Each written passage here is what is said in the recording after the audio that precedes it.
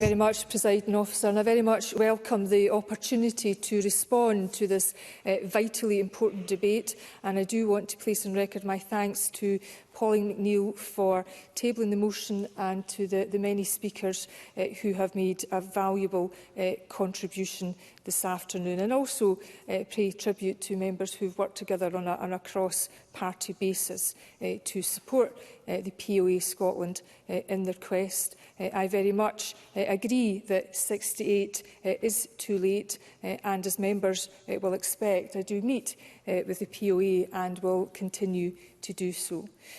We all agree that prison officers play a vital role in our justice system, helping to ensure that our prisons are safe, secure and stable environments for prisoners and staff.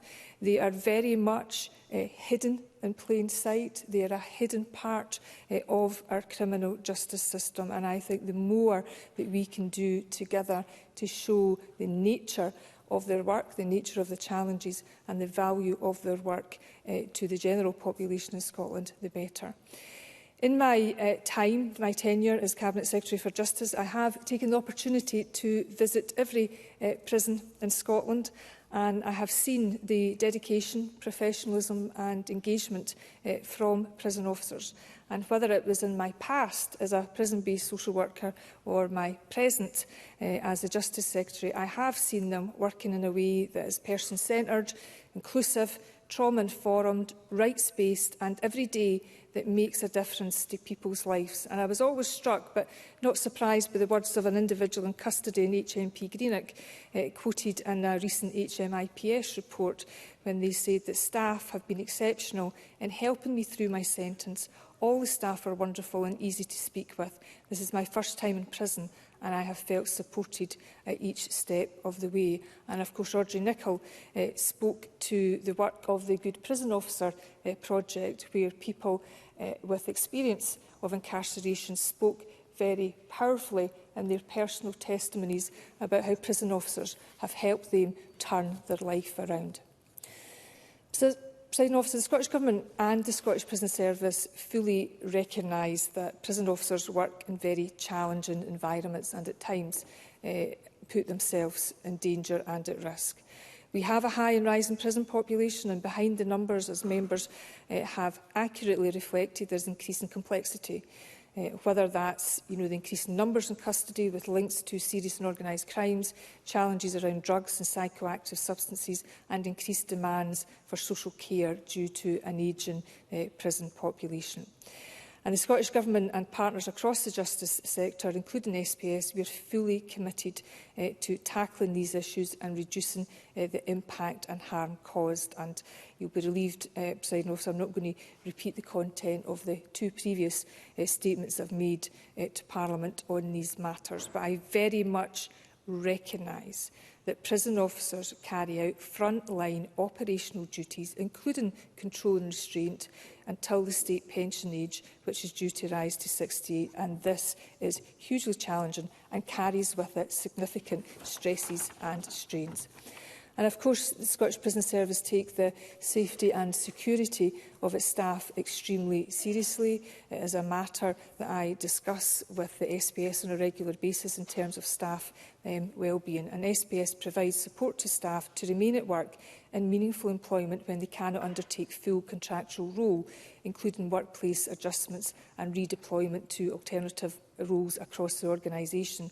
And every effort will be made to accommodate requests for a change or adjustment where the request is evidence-based. However, that does not in any way detract from the point of principle that prison officers deserve parity with other uniformed services, because it is well established. Yes, of course, Mr Green. Jamie Green, Cabinet Secretary. Presiding Officer, I'm happy to write to Mr Green on that matter, because it is indeed a technical matter. In terms of prison officers, they do not have a separate pension scheme. They are part of that UK-wide civil service pension scheme that all devolved civil servants are part of.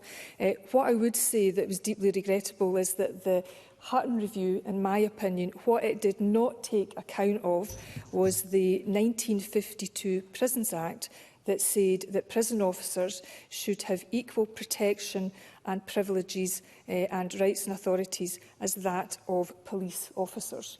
But there was no account taken of that. Presiding Officer, it is of course well established, and many members have articulated it, that some occupations are restricted by capacity and age due to the physical demands of those roles, making it untenable to expect their duties to be carried out until state pension age. And this was recognised by the Public Service Pensions Act in 2013, which at that time set the age for 60 for firefighters, police officers and armed forces. Prison officers, as I say, don't have their own dedicated pension scheme. They're part of that wider UK civil service pension scheme. But over the years, the Scottish Prison Service and the Scottish Government have strongly supported the position of POA Scotland on this issue. We oppose the changes to public pensions following the Hutton inquiry, and in particular the requirement that prison officers should have the normal retirement age of 68. Successive Cabinet Secretaries for Justice have made representations to the UK Government. We will continue to do so, raising concerns around the physical demands of the prison officer role. The UK Government have consistently maintained their position that there is not, and this isn't my position, it's their position, that there is not a sufficiently strong case to make an ongoing special provision for operational prison staff. However, I think the testimony and the contributions of members across this chamber today would, I politely state, beg to differ. So, to conclude, Presiding Officer, I know time is pressing. I do very much want to acknowledge the work of POA Scotland on behalf of their members. I would like just to point out that prison officers in Scotland do have the right to strike, unlike England and Wales. They have a very constructive partnership agreement with the Scottish Prison Service that has been in operation for over 20 years, and I very much welcomed the POA's support in bringing HMP Kilmarnock into the Scottish Prison Service family.